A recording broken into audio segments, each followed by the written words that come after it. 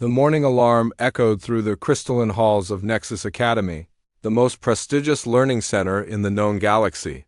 Students from hundreds of worlds hurried to their classes, their various forms creating a rainbow of colors and shapes that moved like living art through the corridors. Professor Thane adjusted his 6 arms nervously as he prepared for another day in the xenobiology department, knowing that today would bring the same challenge that had haunted him for 3 long cycles. Deep beneath the academy, in the maximum security research facility, something waited in the darkness. The Void Stalker had been captured from the deathworlds of the Obsidian Sector after a military operation that cost 47 lives. Standing 3 meters tall with armor-like black skin that seemed to absorb light itself, the creature possessed claws that could slice through titanium and eyes that glowed with an intelligence that made most beings freeze in terror. Every species in the galaxy had stories about Void Stalkers, tales of entire colonies vanishing without trace, of ships found drifting empty in space. With only claw marks on the walls to tell what had happened, the beast had been designated subject 247, though most researchers simply called it the Nightmare. 17 scientists had died trying to study it across various facilities throughout the galaxy. Each time, the creature found ways to exploit the smallest weakness in containment systems. It could sense fear through reinforced walls, detect the electrical signatures of nervous systems, and seemed to take pleasure in the terror it caused. The Academy's most advanced computers had run thousands of simulations and all reached the same conclusion: the creature should be destroyed before it found a way to escape. Professor Thane remembered the day they brought it to Nexus Academy. The transport ship had required an escort of 12 warships, and even then, 3 crew members had suffered complete nervous breakdowns just from being near the containment unit. The creature had been placed in a chamber designed to hold beings capable of destroying small moons, surrounded by energy barriers that could withstand antimatter explosions. Still, every night Thane could hear it moving in its cell, scratching at the walls with sounds that invaded his dreams. The xenobiology department had tried everything to study the beast safely. They used robots that the creature destroyed with casual swipes of its claws. They employed remote sensors that somehow malfunctioned whenever pointed at it. They even tried using psychic students from species known for their mental abilities, but the Void Stalker's presence caused them to collapse in screaming fits. After 3 cycles of failed attempts, the research had ground to a halt, leaving them with nothing but a very expensive and very dangerous prisoner. That morning brought news that made Thane's crystalline skin shift to worried purple hues. The Academy was receiving its first human exchange student, part of a new program to integrate recently contacted species into galactic society. Humans came from a world called Earth, an unremarkable planet in what most considered a backwater region of space. From the files Thane had read, they seemed typical of carbon-based life forms, bipedal, soft-skinned and relatively fragile compared to most spacefaring species. The human student, identified as Tom in the Academy records, would be assigned to the xenobiology department for basic training. Thane had requested he be given simple cataloging duties, organizing specimen files, and maintaining equipment. It seemed cruel to expose such a primitive being to the advanced concepts that other students struggled with, and certainly dangerous. To let him anywhere near the more hazardous research areas. When Tom arrived at the department that afternoon, Thane was surprised by how ordinary he appeared. Most new species that joined galactic civilization had some impressive feature: enhanced strength, telepathic abilities, or at least interesting skin patterns. Humans seemed remarkably plain, with their single pair of arms, basic sensory organs, and skin that changed color only when they were embarrassed or angry. Tom stood barely 2 meters tall, had brown hair that grew from his head in what seemed like random directions, and wore simple clothing that looked comfortable rather than impressive. "Welcome to Nexus Academy," Thane said, his translator converting the greeting into sounds the human could understand. "I am Professor Thane, head of xenobiology. I trust your journey here was acceptable?" Tom smiled, an expression that Thane had learned indicated friendliness in human culture. Thank you, Professor. I am excited to learn about all the different life forms you study here. My professors on Earth told me this facility has specimens from across the galaxy. The professor's skin shifted to a cautious yellow as he considered how to respond. Human curiosity was noted in their files as being unusually strong, sometimes dangerously so. Indeed we do, though many of our subjects require specialized handling. For your safety and that of our research, you will be working with classified materials and basic specimen maintenance. As Thane led Tom through the department's safer areas, he could not help but notice how the human reacted to everything with genuine interest, rather than the careful respect most students showed. Tom asked questions about creatures that made veteran researchers nervous, examined equipment with the enthusiasm of a child, and seemed completely unaware that some of the specimens they passed could kill him in seconds if their containment failed. The restricted areas are off-limits to all students below graduate level, Thane explained as they passed the elevator that led to the maximum security levels. We house several extremely dangerous subjects there, including some that have killed trained researchers. Tom nodded seriously, but Thane noticed his eyes lingered on the elevator with curiosity rather than fear. The professor made a mental note to ensure the human's access card would not work on the lower levels. The last thing the department needed was an enthusiastic student accidentally releasing something that could destroy the Academy. As they completed the tour, Thane reflected on the strange nature of galactic politics that had brought this unremarkable being to their prestigious institution. Humans had barely mastered faster-than-light travel, had never encountered hostile alien species, and came from a world with relatively simple life forms. What could they possibly contribute to an academy? That attracted the galaxy's most brilliant minds. Still, the integration program was considered important for diplomatic reasons, and Thane would do his duty to ensure the human received appropriate education while staying safely away from anything that might kill him. Little did Professor Thane know that his carefully planned safety measures would be completely irrelevant when human curiosity met the galaxy's most feared predator. Tom's first week at Nexus Academy passed in a blur of cataloging specimens and learning to operate equipment designed for beings with different numbers of limbs. The work was interesting enough, though he could not shake the feeling that the really fascinating subjects were being kept away from him. Every time he asked about the restricted areas, Professor Thane's skin would shift to warning colors and the conversation would quickly change direction. The breakthrough came on his 8th day when Tom was assigned to inventory medical supplies.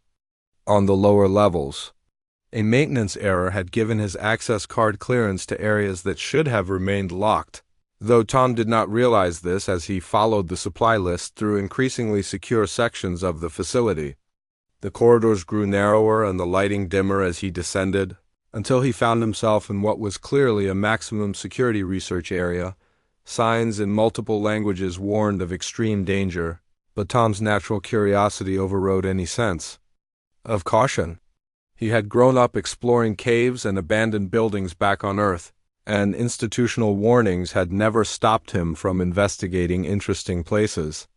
The supply closet he needed was supposed to be somewhere on this level, so he continued forward, pushing through reinforced doors that his mysteriously upgraded access card opened without question. The sound reached him first, a low rumbling that seemed to vibrate through the floor and walls.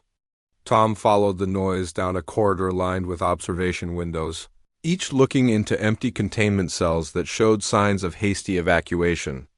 Emergency lighting cast strange shadows that moved as he walked, creating an atmosphere that would have terrified most beings. Tom simply found it interesting, like the old horror movies he had enjoyed back home. At the end of the corridor, Tom found the source of the sound. Through a reinforced observation window, he could see into a massive containment chamber that held the most impressive creature he had ever encountered. The Void Stalker stood motionless in the center of the room, its black armor-like skin reflecting the harsh lights in ways that seemed to bend reality around it. Tom pressed his face against the window, fascinated by the way the creature's form seemed to shift and flow despite remaining perfectly still. "Well, hello there," Tom said aloud, his voice echoing in the empty corridor. You are definitely not in any of the textbooks they gave me. The creature's head turned toward the observation window with fluid grace, and Tom found himself looking directly into eyes that glowed with an inner fire.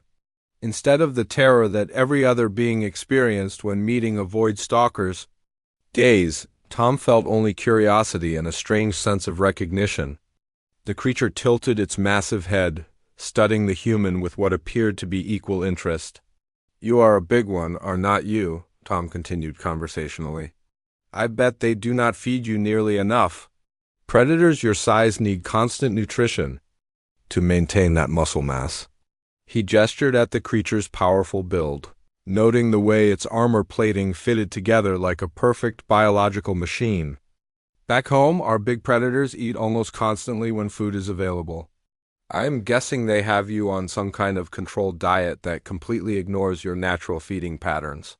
The void stalker moved closer to the window, its movements eerily silent despite its massive size. Instead of the aggressive posturing that every other observer had witnessed, the creature simply sat down and continued watching Tom with apparent fascination. Its eyes tracked the human's gestures and its head. Movements suggested it was listening carefully to every word. Tom spent the next hour talking to his new discovery, explaining his confusion about the Academy's architecture, complaining about the cafeteria food, and sharing stories about Earth's wildlife. The void stalker remained attentive throughout, occasionally making soft sounds that seemed almost like responses. When Tom mentioned his studies in xenobiology, the creature actually moved closer to the window, pressing one massive claw against the reinforced glass. Meanwhile, in the security control room 3 levels above, alarms had been screaming for 20 minutes. Professor Thane and his staff watched the security feeds in complete disbelief as the human calmly conversed with the galaxy's most feared predator like they were old friends meeting for coffee.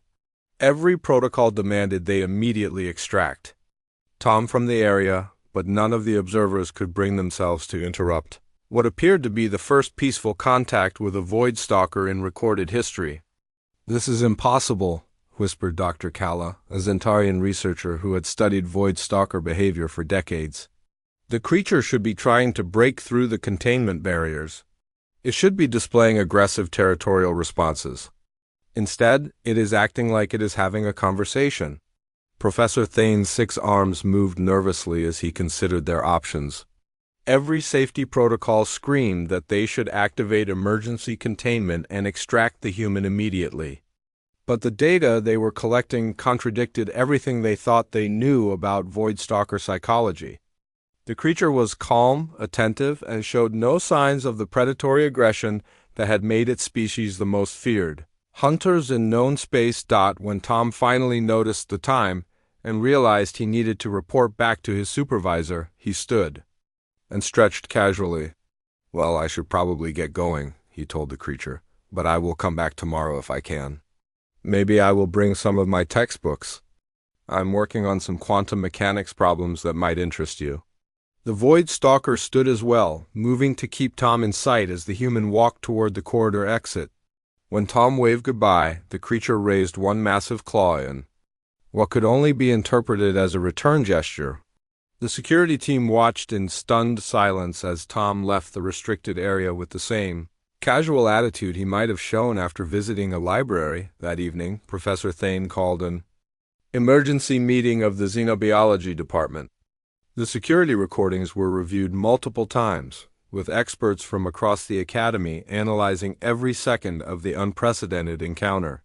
The conclusion was unanimous. Somehow, the unremarkable human from Earth had accomplished what the galaxy's most advanced researchers could not. He had established peaceful contact with a void stalker.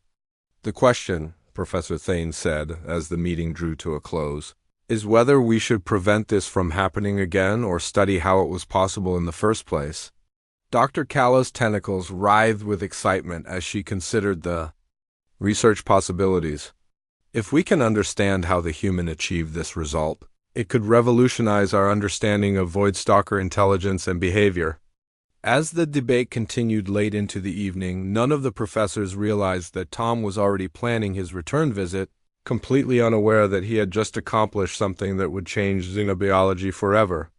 In his simple human way, he had seen not a monster to be feared, but an intelligent being worthy of conversation. And that fundamental difference in perspective was about to reshape everything the galaxy thought it knew about one of its most terrifying predators. 3 weeks had passed since Tom's first encounter with the Void Stalker, and what began as curious conversation had evolved into something that challenged every assumption the Academy held about one of the galaxy's most feared predators. Professor Thane had reluctantly granted Tom official access to the creature after reviewing security footage that showed behaviors never before documented in Void Stalker research. Tom had taken to calling the creature Spike, despite official protests from the research staff who insisted on maintaining proper scientific designation protocols. The name seemed to fit the creature's personality, which Tom described as spiky on the outside but friendly once you get to know him. The professors found this casual approach to a being that had killed dozens of researchers both fascinating and deeply disturbing. Every afternoon, Tom would arrive at the containment area with his study materials, settling into a chair positioned near the observation window. He would spread his textbooks and assignment sheets on a small table while explaining his coursework to his unlikely study partner. Spike would position himself directly across from Tom, separated only by the reinforced barrier, and appear to listen with genuine interest to discussions of quantum mechanics, xenobiology theory, and galactic history. The real breakthrough came during Tom's struggles with a particularly complex assignment about multidimensional mathematics. The problem involved calculating energy flows through space-time barriers, a concept that challenged even graduate students from species known for their mathematical abilities.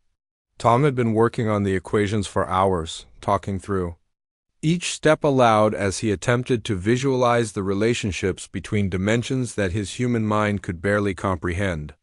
"I just do not understand how energy can exist in spaces that are not really spaces," Tom said, staring at the equations that seemed to shift and change every time he thought he was making progress. "My professor keeps saying to think in 12 dimensions, but humans only experience 3 spatial dimensions plus time. How am I supposed to calculate something I cannot even imagine?" Spike had been watching Tom's frustration with what appeared to be growing interest. As Tom struggled with the mathematical relationships, the creature began moving objects within its containment chamber in specific patterns. First, it arranged pieces of its feeding equipment in geometric shapes that mirrored the equations Tom was working with. Then it began manipulating these objects through 3-dimensional movements that somehow illustrated the multidimensional concepts the human was trying to understand. Tom watched in amazement as Spike demonstrated mathematical relationships through physical movement, showing how energy could flow through dimensional barriers by moving objects in patterns that his human mind could finally grasp. The creature was not just watching Tom study, it was actively helping solve problems that had stumped students from far more mathematically advanced species. "You understand this, do not you?" Tom said, excitement growing in his voice. "You can see the dimensional relationships that I am trying to calculate." He held up his assignment sheet toward the window. "Can you show me how energy flows through a 12-dimensional barrier?" Spike approached the window and began a complex series of movements, using its claws to trace patterns in the air while positioning objects in its chamber to represent different dimensional planes. Tom watched carefully, making notes and asking questions as the creature demonstrated concepts that his textbooks could only describe in abstract mathematical terms.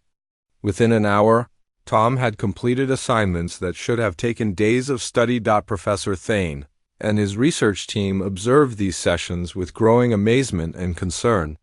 Security recordings showed the Void Stalker displaying problem-solving abilities that far exceeded any previous assessments of the species' intelligence. More disturbing was the clear evidence that the creature understood advanced mathematical concepts intuitively, suggesting that Void Stalkers possessed cognitive abilities that had never been recognized or studied. "The implications are staggering," Dr. Calla reported during a faculty meeting. "If Void Stalkers possess advanced mathematical intelligence, it suggests they are not simply predators operating on instinct. They may be a highly intelligent species that we have completely misunderstood. The partnership between Tom and Spike continued to develop in ways that challenged everything the Academy thought it knew about interspecies communication. Tom discovered that Spike could understand complex theoretical concepts not through language, but through spatial relationships and mathematical patterns. The creature seemed to think in dimensions that human minds could barely grasp, yet it could translate these concepts into forms that Tom could understand and apply to his studies. Other students began to notice Tom's dramatic improvement in his coursework, particularly in subjects that dealt with advanced physics and mathematical theory. When asked about his sudden mastery of concepts that challenged beings from mathematically gifted species, Tom would simply say he had found a good study partner. None of his classmates suspected that his study partner was the most feared predator. In known space. Professor Thing faced increasing pressure from Academy administration to end what they saw as a dangerous experiment. Safety protocols existed for good reasons, and allowing a student to interact with a creature that had killed trained researchers violated every standard procedure. However, the academic results were impossible to ignore. Tom was solving problems that had puzzled researchers for generations, and his study methods were producing insights that could revolutionize theoretical physics. The turning point came when Tom brought his advanced xenopsychology assignment to his study session with Spike. The project required students to develop theoretical frameworks for understanding consciousness across different species, a task that typically took entire semesters to complete. As Tom explained the assignment requirements, Spike began demonstrating concepts of consciousness and intelligence through movements and spatial arrangements that illustrated ideas no textbook had ever described. Working together, Tom and Spike developed a new model for interspecies communication that did not rely on language or traditional symbolic systems. Instead, their method used mathematical relationships and spatial reasoning to convey complex ideas directly from one consciousness to another. The framework they created allowed for unprecedented understanding between species with completely different cognitive structures. When Tom presented his xenopsychology project to the class, professors from multiple departments attended to witness what had become known as the human methodology. Tom's presentation, which included recorded demonstrations of his communication methods with Spike, fundamentally challenged how the Academy approached interspecies. The techniques he had developed with his study partner opened possibilities for understanding alien intelligence that traditional methods had never achieved. As word of the human Void Stalker partnership spread throughout Nexus Academy, Tom found himself at the center of a revolution in xenobiological research. His simple approach of treating Spike as an intelligent being worthy of respect and friendship had unlocked cognitive abilities that 3 cycles of traditional research had never discovered. The creature that had been seen as nothing more than a dangerous predator was revealing itself to be one of the most intellectually sophisticated beings the Academy had ever encountered. The professors who had initially dismissed Tom as a primitive student from a backwater world were forced to acknowledge that human illogic had achieved what their advanced methodologies could not.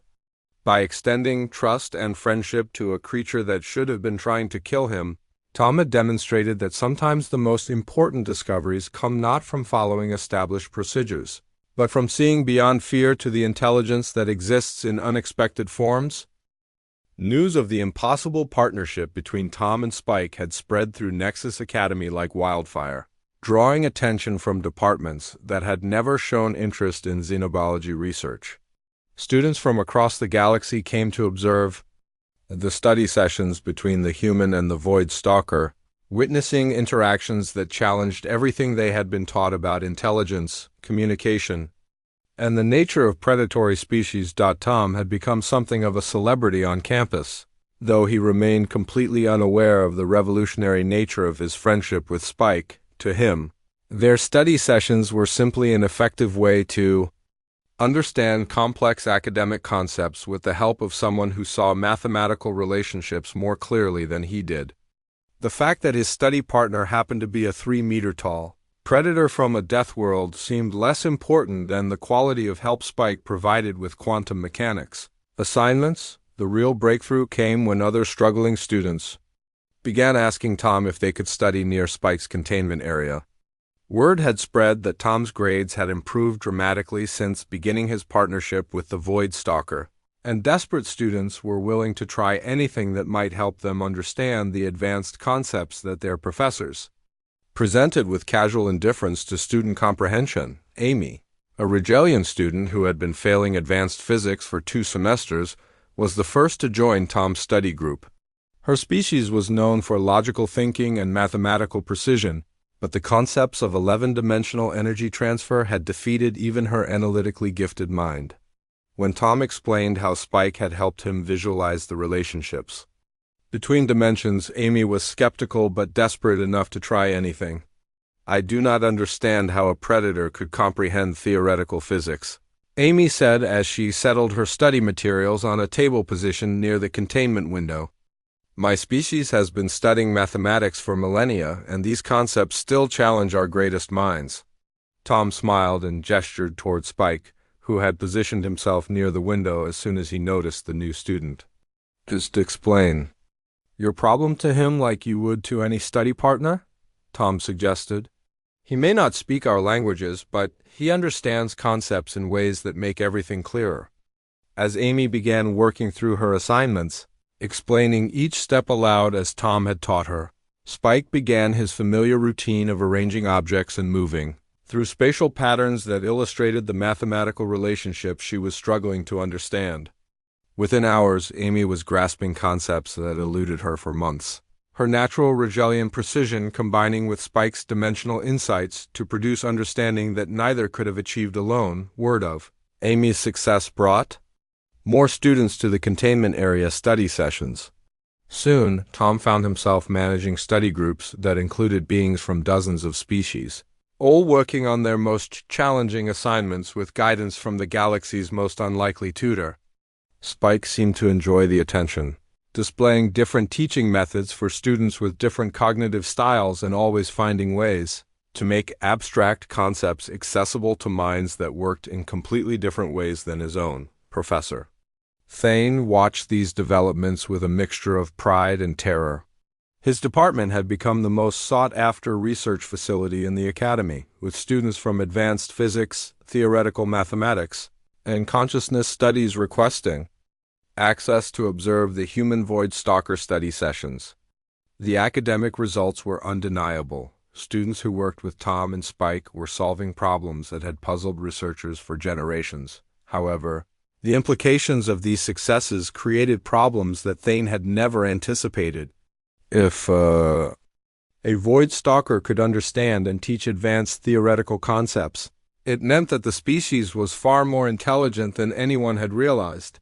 This raised uncomfortable questions about the treatment of other Void Stalkers, the ethics of keeping such an intelligent being in containment, and the possibility that first contact with the species had been handled completely wrong from the beginning. Dr. Kalla had been documenting every aspect of the study sessions, collecting data that would reshape xenobiology for generations.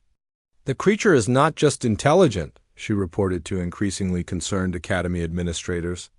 "It demonstrates teaching abilities that suggest advanced understanding of how different species process information. It can adapt its communication methods to match the cognitive patterns of students from completely different evolutionary backgrounds." The situation became more complex when students began reporting that their interactions with Spike were helping them understand subjects that had nothing to do with mathematics or physics. Philosophy students found that the Void Stalker's perspective on consciousness provided insights into questions about the nature of existence and self-awareness.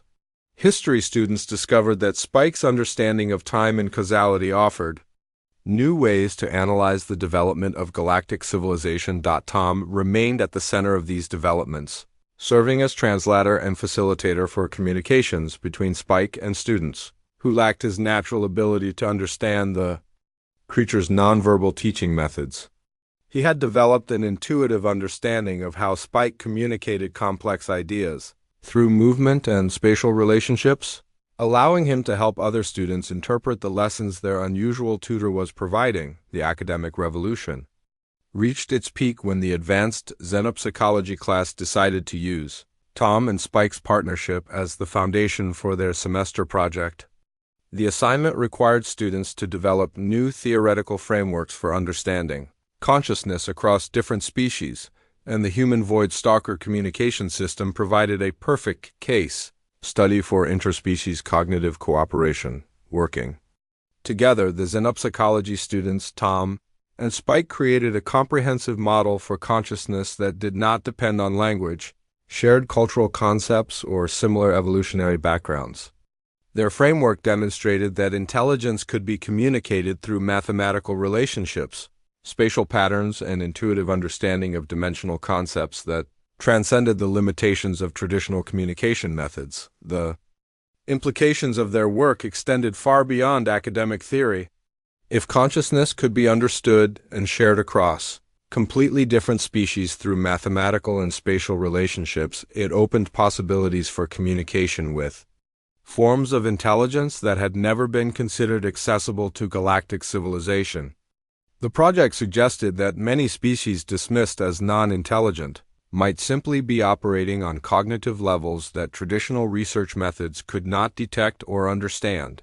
Professor Thane found himself defending the research program against increasing pressure from Academy administrators, who were concerned about the safety and ethical implications of the human void stalker partnership.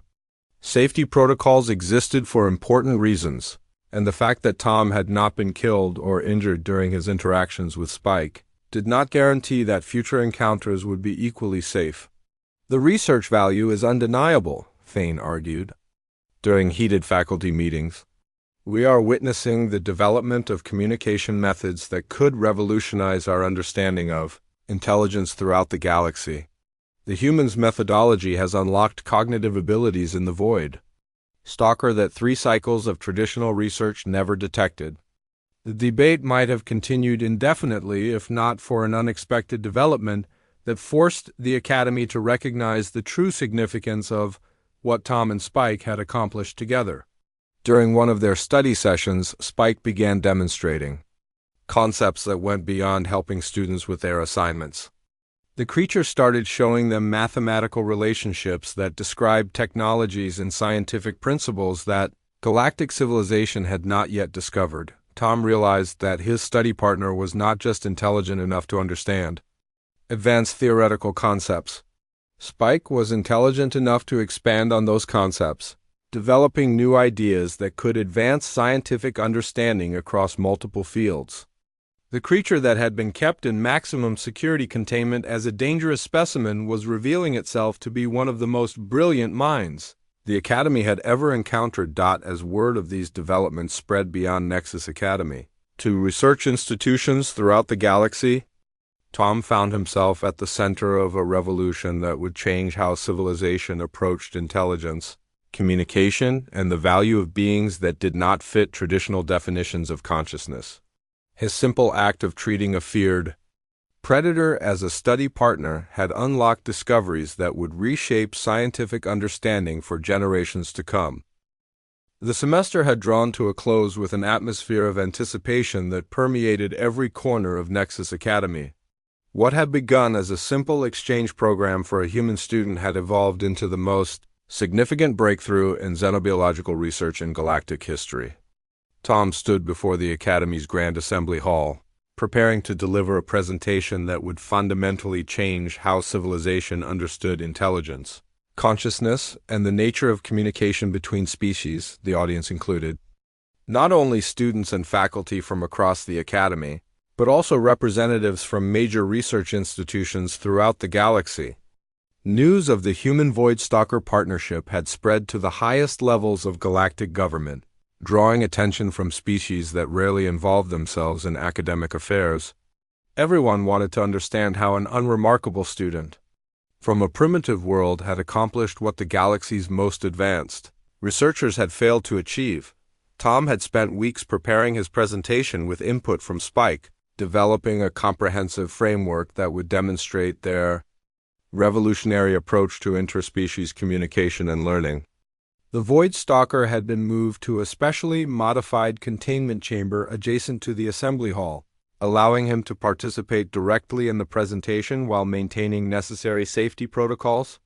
When I first arrived at Nexus Academy, Tom began, his voice carrying clearly through the hall's amplification system, I was assigned to basic cataloging duties because my professors believed humans lacked the intellectual capacity for advanced xenobiological research. I suspect they also thought we were too primitive to understand the sophisticated concepts that other species mastered easily.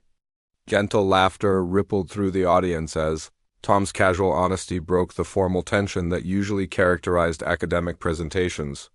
Professor Thane shifted nervously in his seat, remembering his initial assessment of the human student and the assumptions that had proven so completely wrong. What my professors did not understand, Tom continued, is that humans have a tendency to see people where others see specimens. When I encountered the being you know as Subject 247, I did not see a dangerous predator to be studied from a safe distance. I saw someone who looked lonely and probably bored, sitting in a room with nothing to do but wait for researchers to poke at him with instruments. On the screens positioned throughout the hall, images appeared showing the early interactions between Tom and Spike. The audience watched in fascination as security footage revealed the progression from casual conversation to active collaboration, documenting the development of communication methods that had never been attempted with a void stalker. Spike, Tom said, using the informal name that had become officially accepted by the research staff, demonstrated from our first meeting that he possessed intelligence far beyond what anyone had recognized. The problem was not that he lacked cognitive abilities, but that no one had ever tried to communicate with him as an equal rather than examine him as a specimen. Tom gestured toward the modified containment chamber where Spike was visible to the entire audience. The Void Stalker had positioned himself near the transparent barrier, his massive form somehow conveying attentiveness and dignity despite the circumstances.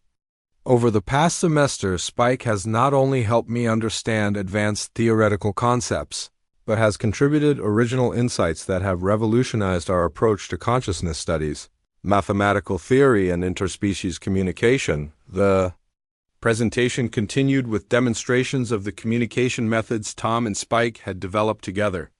The audience watched as the human and Void Stalker worked through complex problems in theoretical physics, with Spike providing mathematical insights through spatial movements and object manipulation that revealed cognitive abilities no previous research had detected. Professor Thane found himself fighting back emotions as he watched his former student present research that would define his career and reshape his field.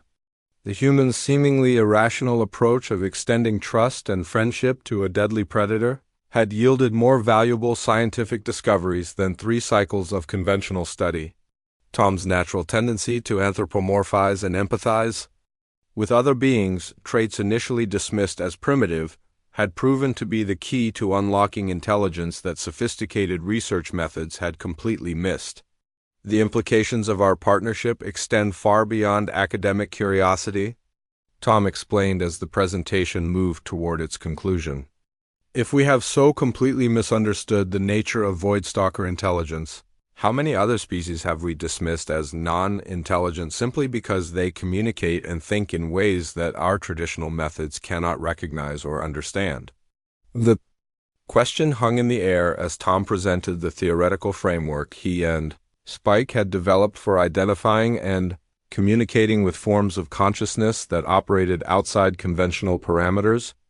Their model suggested that intelligence might be far more common throughout the galaxy than anyone had realized, existing in forms that current research methodologies were not equipped to detect or study. Amy, the Regelian student who had been among the first to join Tom's study group, stood to address the audience during the question period. Before working with Tom and Spike, I was failing courses that my species is supposedly gifted at understanding, she testified. Their teaching methods allowed me to grasp concepts that traditional instruction could never make clear. I believe their approach could revolutionize education throughout the galaxy. Similar testimonials came from dozens of students representing species from across known space. Each described how the human Void Stalker partnership had provided insights and understanding that Conventional academic methods had failed to deliver. The evidence was overwhelming. Tom and Spike had not just succeeded in communicating across species barriers. They had created educational techniques that could benefit beings from completely different evolutionary backgrounds. As the formal presentation concluded, Academy administrators faced a decision that would set precedents for research policy throughout galactic civilization. The success of Tom's partnership with Spike had demonstrated that beings previously considered too dangerous or too primitive for normal academic interaction might possess intelligence and capabilities that traditional approaches could not recognize. Dr. Kalla announced the Academy's decision to establish new protocols for interspecies research based on Tom and Spike's partnership model. Rather than studying other beings as specimens to be observed from safe distances, researchers would be encouraged to approach unfamiliar species as potential colleagues and teachers. The methodology Tom had stumbled upon through simple human curiosity would become the foundation for a new era of xenobiological research. The most significant moment of the ceremony came when Spike was officially recognized as a student and researcher at Nexus Academy with full access to academic resources and the right to pursue his own interests in theoretical physics and consciousness studies. The being who had been designated Subject 247, kept in maximum security containment as a dangerous specimen, would now be enrolled in advanced courses and granted the same privileges as any other member of the academic community. Tom watched with pride as his study partner received the recognition he had always deserved, though he remained characteristically unaware of the historic significance of what they had accomplished together. To Tom, their partnership had simply been an effective way to understand difficult coursework with help from someone who was better at mathematics than he was. The fact that this simple friendship had revolutionized scientific understanding of intelligence was just an unexpected bonus.